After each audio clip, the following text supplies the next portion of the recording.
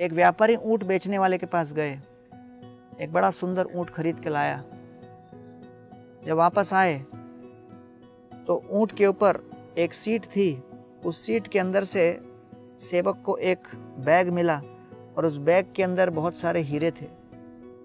तुरंत व्यापारी को बुलाकर वो कहता है, सेवक सरकार, इस बैग के अंदर तो बहुत सारे हीरे हैं, लगता है आपकी लॉटरी लग गई।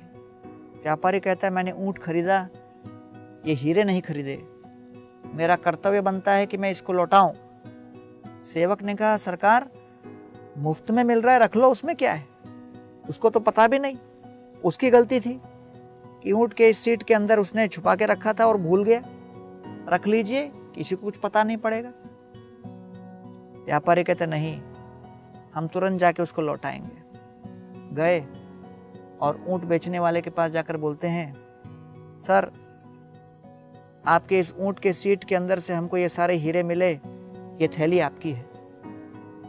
थैली पाकर ऊंट बेचने वाला बड़ा प्रसन्न होकर कहता है, आपने मुझ पर इतनी कृपा की, हाँ मैं इसके नीचे रखा था, मैं भूल गया था, लेकिन आपके इस भाव को देखकर मैं बड़ा प्रसन्न हुआ, आपके पुरस्कार के रूप में कुछ हीरे देना चाहता हूं। तो व्यापारी मना करता है, कहता कोई जरूरत नहीं है, जो हुआ सो हुआ, अच्छा हुआ, मेरा कर्तव्य था, मैं आपको लौटा दिया।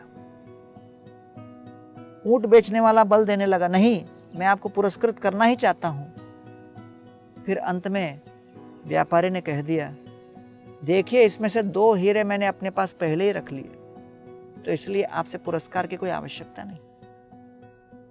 जब ऊंट बेचने वाले ने सुना तो तुरंत बैग खोला और बैग के अंदर गिनती करने लगा और गिन गिन कर देखता है कि सारे हीरे हैं। तो व्यापारी को देखकर कहता है कि सारे हीरे तो अंदर हैं, तो आप किसकी बात कर रहे हो कि आप 2 हीरे रख लिए।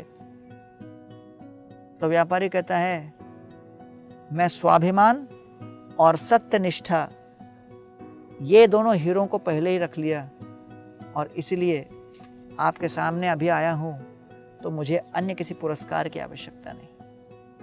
तितिक्षव करुणिका सुहृद सर्वदेहिनाम अजात शत्र शांतः साधवो साधुभूषणम। सहनशीलता, करुणा, दूसरों के प्रति सद्भावना,